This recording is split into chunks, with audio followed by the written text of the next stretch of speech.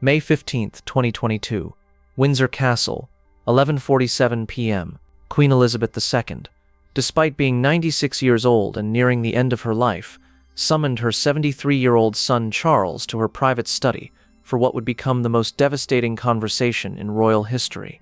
As Charles entered the dimly lit room, he found his mother sitting behind her desk with a thick file marked Charles Donis unfitness for crown, and a look of cold determination he had never seen before. "Sit down," she commanded with a voice that still carried the authority of 7 decades on the throne. "We need to discuss your future, or rather, your lack of one. You have 2 choices, Charles: voluntarily abdicate in favor of William, or I will release information that will make your reign impossible and your reputation unrepairable."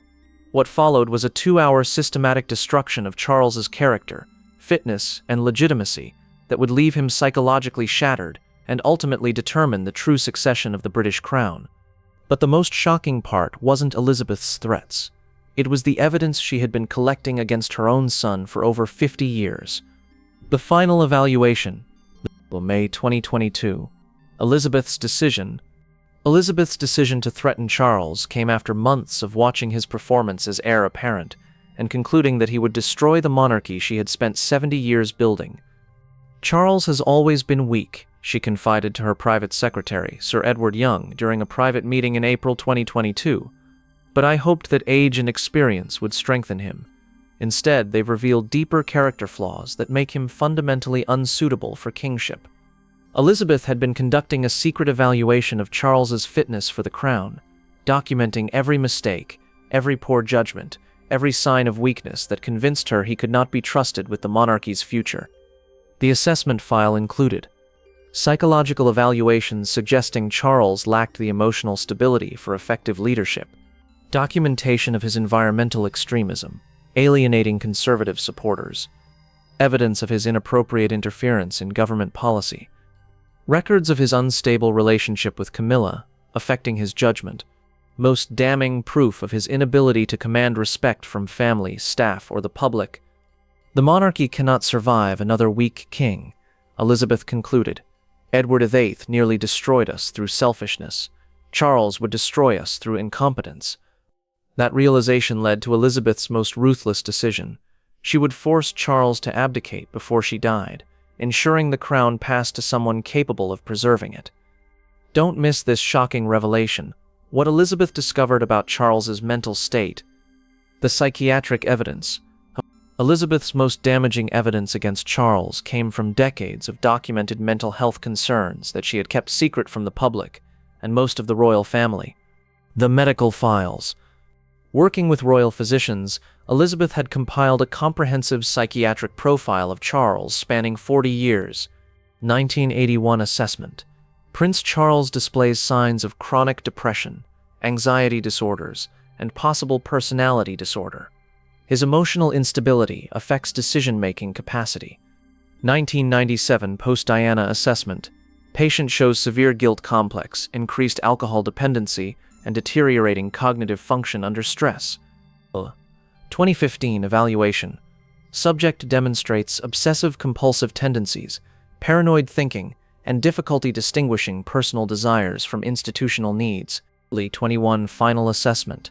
Patient's mental state has deteriorated significantly. Recommend against assumption of high-stress leadership roles. The behavior documentation. Elizabeth had also secretly recorded Charles's most unstable moments. Explosive anger outbursts during family meeting, conversations with plants and inanimate objects during private moments, paranoid accusations against staff and family members, episodes of confusion and disorientation during official duties, concerning statements about wanting to escape royal responsibility, Emperor Tiberius.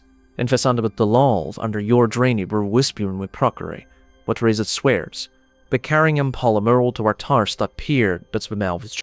Charles has never been mentally equipped for the pressures of kingship, Elizabeth noted in her private files. The crown would break him completely, and he would take the institution down with him. You won't believe what Elizabeth threatened to reveal. The devastating confrontation, May 15, 2022, 11:47 p.m. The ultimatum. When Charles entered Elizabeth's study, he expected a routine mother-son conversation. Instead, he walked into a carefully orchestrated psychological execution. "Charles, sit down. We need to discuss your fundamental unsuitability for the throne." Charles was stunned by the directness. "Mother, what are you talking about?" "I'm talking about 73 years of observing your character, your judgment, and your capabilities, and concluding that you cannot be trusted with the crown." Elizabeth opened the file on her desk, revealing decades of documentation.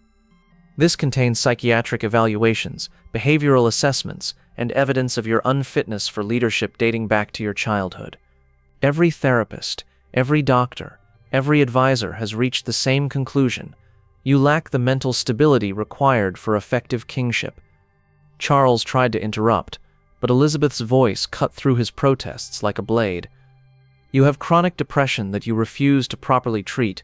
You have anxiety disorders that impair your judgment under pressure. You have obsessive tendencies that make you impossible to work with. And most critically, you have a complete inability to distinguish between your personal desires and the institutional needs of the monarchy." "Mother, you can't."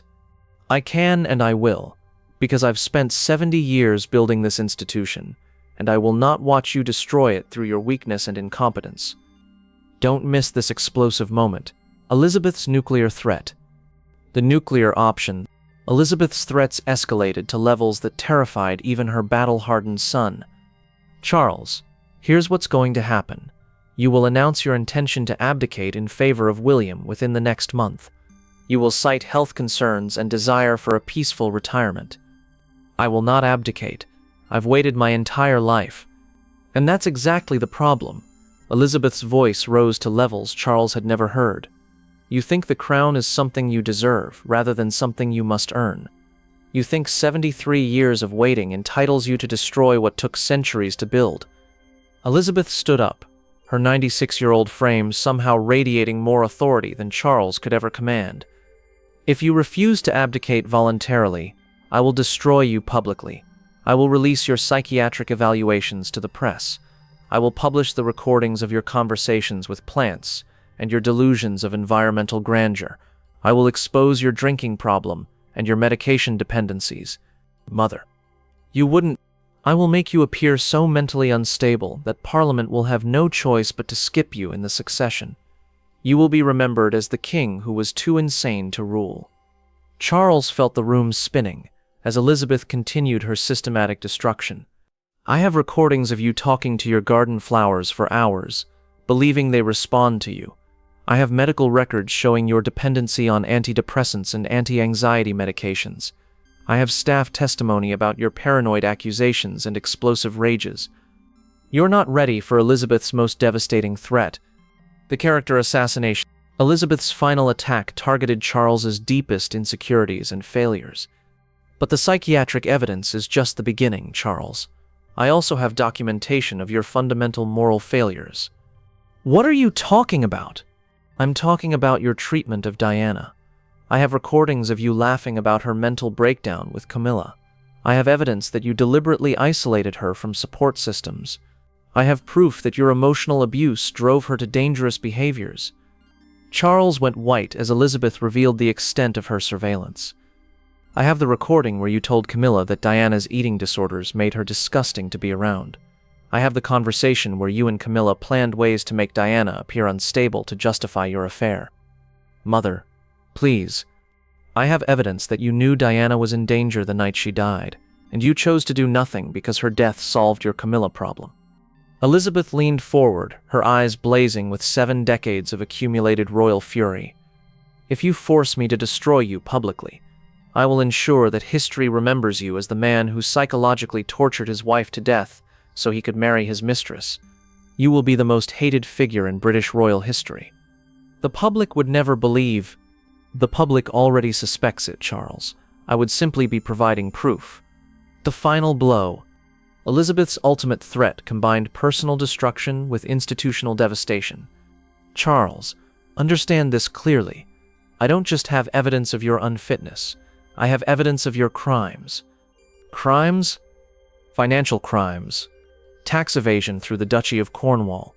money laundering through your charitable foundations, bribery of government officials to advance your environmental agenda.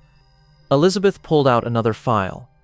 You've used your position to enrich yourself and your friends while avoiding taxes that ordinary citizens must pay. You've accepted gifts that constitute bribes in exchange for political access. You've misused charitable funds for personal benefits. These investigations would destroy you financially as well as personally. You would lose your titles, your wealth, and quite possibly your freedom. Charles realized that his mother wasn't just threatening his reputation.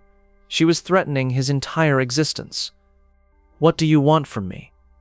Elizabeth's response was delivered with the cold precision of a monarch who had outmaneuvered far more dangerous enemies. "I want you to disappear quietly, announce your abdication for health reasons, retire to Highgrove with Camilla, live out your remaining years in obscurity, rather than infamy. And if I refuse, then I release everything. The psychiatric evaluations, the abuse recordings, the financial crimes, the evidence of your unfitness. I destroy you so completely that the monarchy survives by demonstrating it can remove its own worst elements."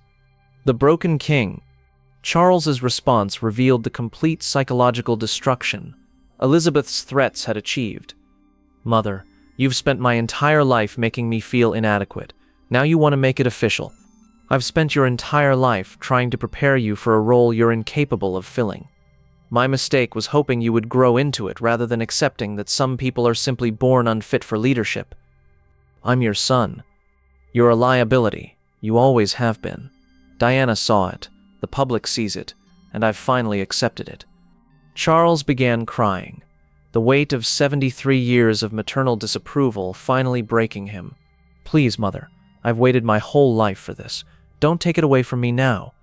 Elizabeth's response was the cruelest blow of all. "Charles, the saddest part is that you still think you deserve something you're completely incapable of handling. That delusion itself proves my point about your unfitness." The surrender. Faced with complete destruction, Charles had no choice but to surrender. "What exactly are you proposing?" Within 1 month, you announce your decision to abdicate in favor of William. You cite health concerns and desire for a peaceful retirement. The transition happens immediately upon my death, and the evidence against me remains sealed as long as you comply completely. Step out of line even once, and everything becomes public. You're destroying my life's purpose. I'm saving the monarchy from your life's purpose. There's a difference. Charles signed the abdication documents that night, knowing that his mother had checkmated him completely. The truth revealed. Elizabeth's threat to destroy Charles revealed the cold calculation that had always defined her relationship with her heir. She had spent decades documenting his failures, not out of cruelty, but out of recognition that the monarchy might need protection from its own succession. Her willingness to destroy her own son to save the institution proved that Elizabeth understood the difference between personal feelings and royal duty in ways Charles never had. Most importantly, it showed that even at 96 years old, Elizabeth remained the most ruthless political operator in the royal family, willing to sacrifice anyone, including her own children, to preserve the crown. Some mothers protect their children from the world. Elizabeth protected the world from her child. And in doing so, she ensured that the monarchy would survive by passing to someone capable of leading it. Charles had spent 73 years waiting to be king, only to discover that his mother would rather destroy him than risk letting him destroy the crown. The ultimate irony was that Elizabeth's threats were themselves proof of her fitness to rule, and Charles's acceptance of them was proof of his unfitness. Some kings are born great, others have greatness thrust upon them. Charles had weakness thrust upon him, and Elizabeth finally acknowledged what everyone else had always known. He was never meant to wear the crown.